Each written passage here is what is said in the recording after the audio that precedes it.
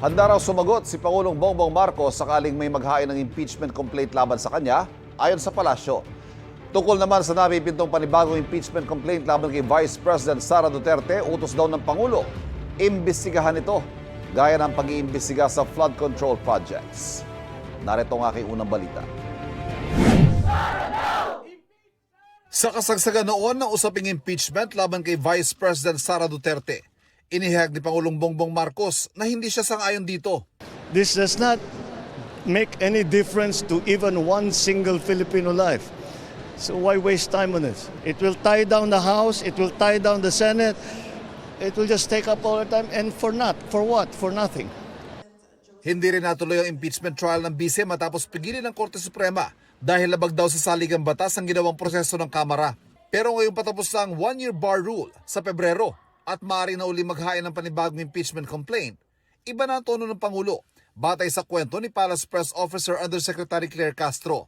Ang tanging tugon lamang niya sa akin ay kung ano po ang pagtrato sa pag-iimbestiga sa flood control projects, mga anomalyang flood control projects. Ganon din po ang gawing pagtrato sa paggagawa or sa pag-iimbestiga patungkol dito sa impeachment complaint laban kay VP Sara. Ibig sabihin, managot ang dapat managot. Pero hindi lang ang bise ang posibleng maharap sa impeachment.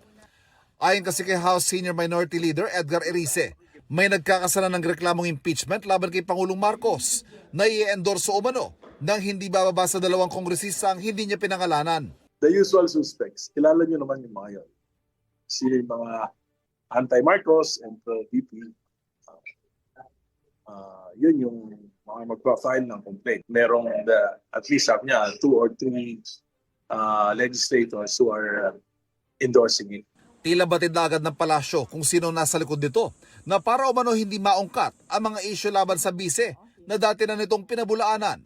So, sa mga supporters po ng Vice Presidente na nagnanais po na magsampa ng impeachment complaint, mas maganda po siguro bago magturo at tumingin sa iba, tulungan muna nila ang idolo nila. Sinasabi ng iba, ito para makaiwas di umano ang Vice Presidente sa mga isyung paglustay at mga di umanong pagtanggap ng pondo, milyong-milyong pondo mula sa mga drug lords. So mas magandang masagot po yan. Ang mga bayan bloc sinabi naghahanda na silang muling mag-file ng impeachment laban kay Duterte. Naniniwala rin itong may basihan ng impeachment laban sa Pangulo, batay sa umano'y malawakang pagnanakaw sa national budget at aligasyon ng kickback. Kung magkaroon man, handa raw itong sagutin ng Pangulo. Ang Pangulo po, unang-una, hindi po siya nagnakaw ng pera. Pangalawa, siya po ang nagpapaimbestiga sa mga maaanumalyang flood control projects at maaaring naging sanhi ng korupsyon. Pangatlo, wala po siyang Mary Grace Piatos. Ito ang unang balita. Ivan Merina para sa GMA Integrated News.